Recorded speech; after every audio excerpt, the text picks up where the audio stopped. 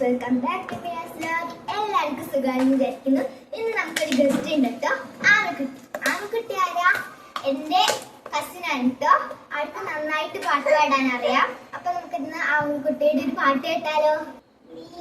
സംഗീതം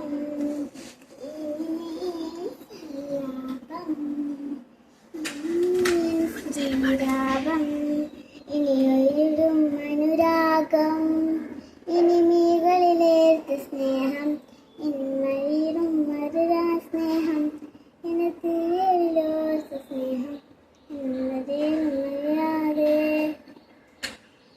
മെഹബൂബ മേരി മെഹബൂബ